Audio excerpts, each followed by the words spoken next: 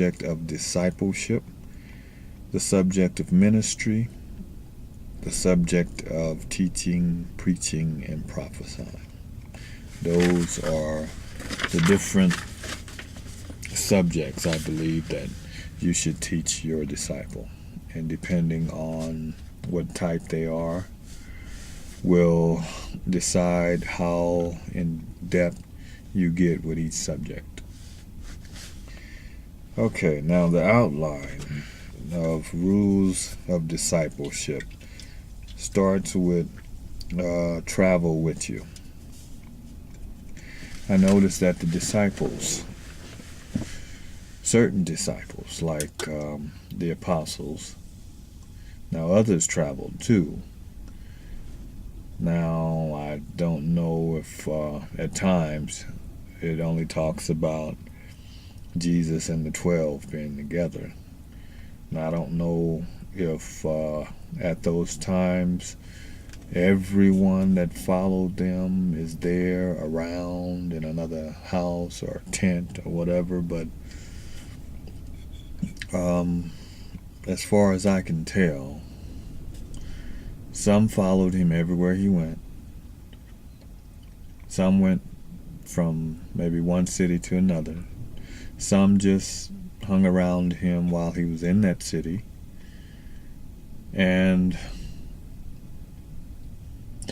I believe that there are some that go everywhere you go.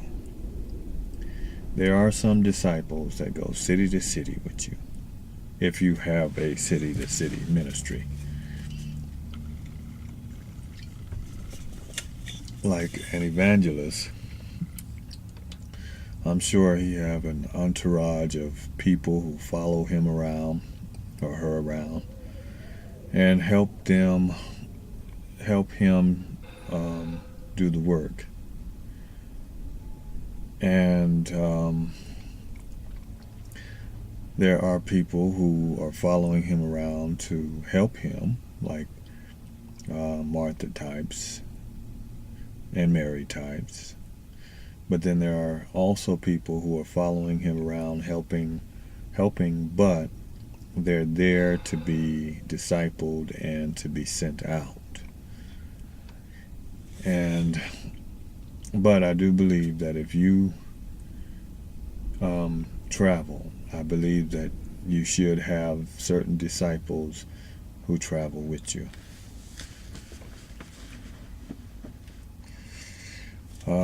Are sent out by you. This part talks about, like I said, people being sent out by you. There are people who you have to lay hands on, who, like Moses, laying hands on Joshua, will receive a portion of your work.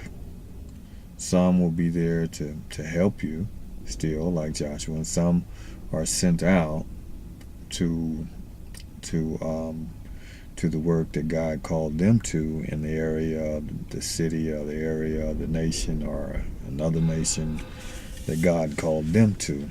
And so some are sent out by you. Some receive impartation from you. Some people you'll lay hands on. Some disciples you'll lay hands on and impart spiritual gifts to them, or impart certain work, certain kinds of work, like Joshua portioned off some work Moses portioned off some work for Joshua. Just like when God called Moses and told him to call for the 72 elders. I'm going to take the Spirit on you and put it on them. He was portioning off some work for them within the ministry of Moses. So I believe that God will bring in some people and impart some gifts to them so that they could help you do the work. And I don't believe that it's always has to be a spiritual gift. It could be just an appointed job. Something, if you're over the ministry, okay, you can't possibly do everything, so God has to give you people to help do things inside the church. And I believe that at times God will just have you choose which person to give it to and give them their appointed duty. And I believe that when he do that,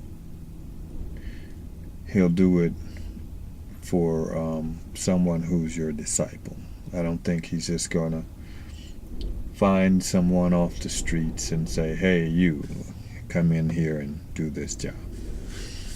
And I'm not saying that just because they're saved and they come in that they're your disciple. I'm saying that I believe he'll do that, and there's rules that are broken here, but I'm saying that for the most part, people who are being discipled by you are the ones that he gives these appointments to. But there's rules that are broken everywhere all the time. But I'm just saying something that I noticed that seemed to be normal. Not that it always happens, but it seemed to be normal. And it's getting really windy. Once again, I'm here at the park, enjoying the sunny weather. It stopped snowing. Here in Colorado, it just snows one day and rains the next, and then you have a day like this when it's really warm and really windy. But you gotta love it. It's really peaceful, so that's the good thing. All right, I got a long list here, and as usual, I only want these clips to go up to an hour, so I leave stuff out on purpose. And so right now, I'll go to the next one and just discuss as much as I can until I think I have like about maybe 20 more minutes left. So I'll go ahead and cover a few more of these.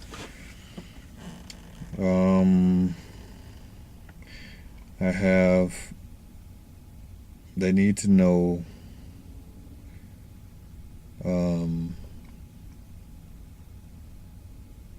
oh, wait a minute. No, this one is really important. You pray for your disciples. Pray for your disciples.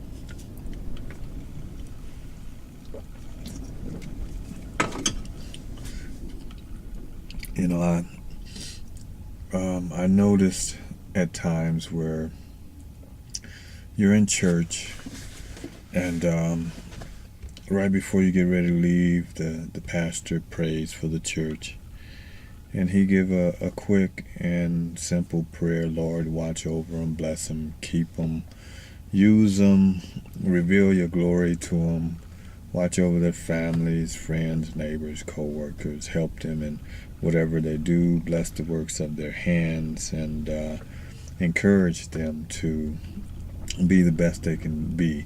Fill them with the Holy Spirit. You know, they give you a prayer and they bless you, and that's cool. I like that. Because I love people. I love for people to pray for me, because at times I'm thinking, all right, I don't really feel like a believer in my thoughts and my ways. I'm not just, I see some people and they look like they have a lot of fruit. They're really good and kind and gentle. And, you know, I think, Lord, I wish I was like that. And I look inside and I say, I don't see as much goodness as I see in those people right there. So sometimes kind of feel like, yeah, I got cut short. I mean, I wasn't given that much. But so I like for that reason, I like for people to pray for me. And I like them, for the most part, to pray that I receive fruit. Pray that I receive unction to speak, boldness to proclaim the word, and spiritual gifts. Because whether we like it or not, the only thing we can take out of here is the glory of God. We can't take anything with us except the glory. That's it. And His glory is His Spirit, is His Word.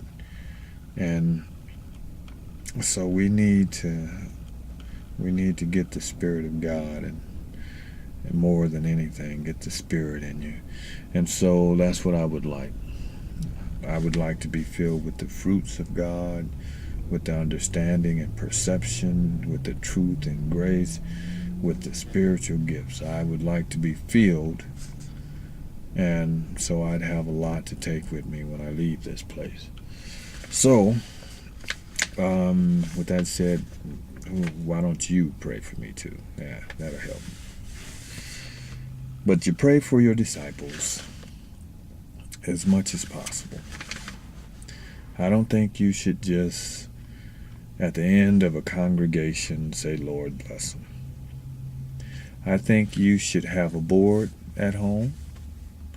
I noticed this. I was in the mission a while back in Los Angeles, downtown Los Angeles, the LA mission, back when I used to drink heavily and really destroying my life constantly.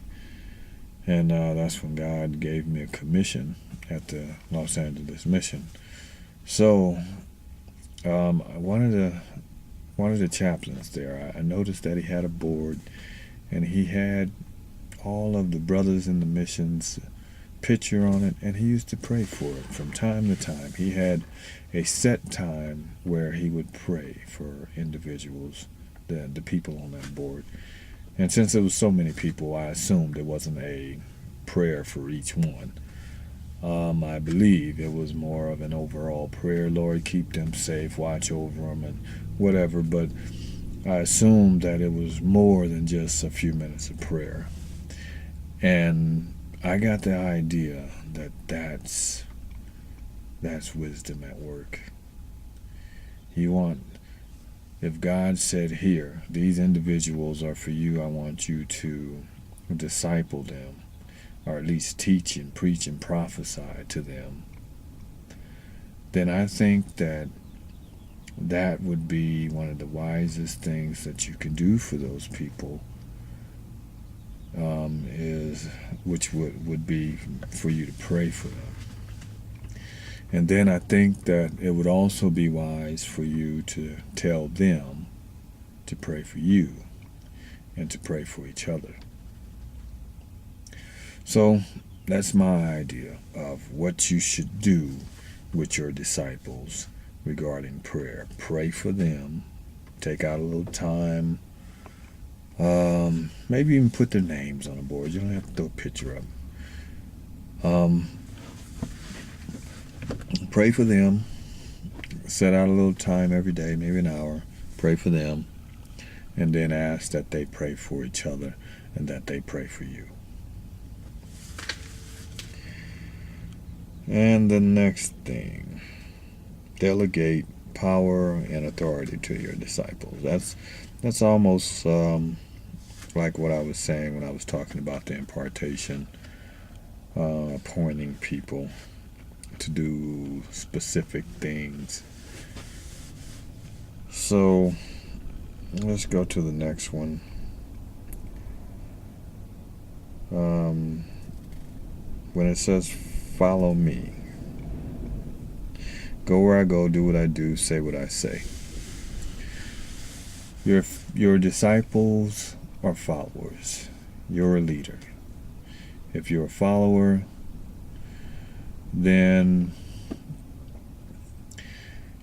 You have to get behind that person, go where they go, do what they do, say what they say, because to do otherwise would be disrespectful.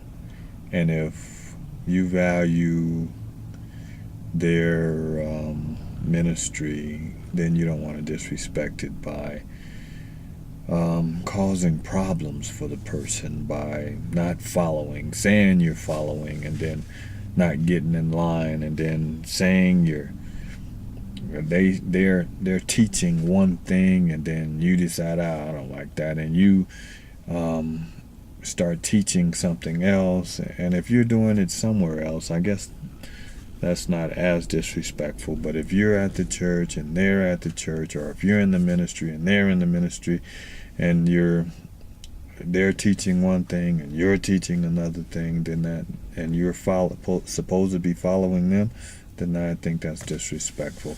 So I think if they're teaching on prayer, then you should be there teaching on prayer. If they're teaching on witnessing, then you should be there teaching on witnessing. I mean, you should.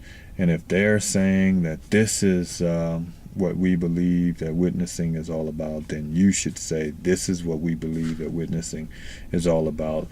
Now, if you want to add your little, but I really don't trust this that much, or something like that, then you need to go follow somebody else. I don't believe that you should follow someone who you're going to disrupt what they're doing because you don't agree with them. And I think somewhere in Scripture it says something about how can two walk together unless they agree. I mean, it makes sense. If you're going to be discipled by someone, you should agree with them. Now, I know that because of the depth of information and the level of understanding that's different, that you will not agree on everything. But what you don't agree on, since it's their work, then you need to keep that to yourself, or at least talk about it with them, not promote it. But keep it to yourself or discuss it with the person you're following, and then whenever you get out, learn what you're supposed to learn, and whenever you get out on your own, then you promote that. But don't be disrespectful. If this person is taking their time to raise you up and mature you in what God appointed for you, then how can you disrespect them by going behind their back and purposely doing something like that? That's not right. In fact, I think that you would pay for it. I think that God would make sure that whoever did that something would come back on them. But seriously, though, I don't think you should wait for them to catch wind of what you're doing when you're causing problems like that, and get rid of you. Because if you don't agree, okay, stay in there, do what you're supposed to do. Let them know if you can't teach a certain thing, if they have you teaching also. Let them know, and then say, well, I could teach these other things, but this one I have to stay away from because I don't agree with it. Fine. I'm sure if they're understanding, they'll understand, and you can make it through that. But don't go behind their back saying, hey, I don't agree with this. I think this is a lie. I think they should do that. If that's the way you want to do it, just stop right there. Find someone else to disciple you. Someone that you can agree with. So, for the most part, go where they go, do what they do, say what they say. Let them know. This is kind of obvious. As a leader, you let them know what you're up to, what your plans are, your game plan, and how you plan on getting there. So that they're not just in the blind thinking, what is this person doing? And it helps. It helps build their morale, their character. It helps build their morale. And So I think that's a good thing to do this. Keep them informed on what you're doing.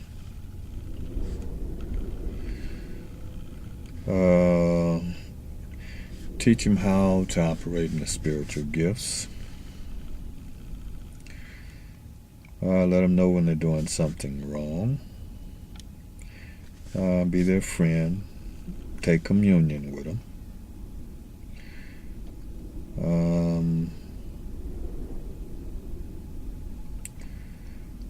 And they are appointed as leaders among other disciples.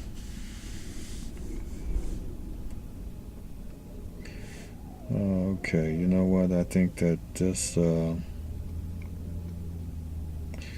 Alright, that looked like that's good enough. I think for the most part, some of this is kind of going over into what I already discussed. So that's what I wanted to say for this this quick study on discipleship called Discipleship Followers and Leaders.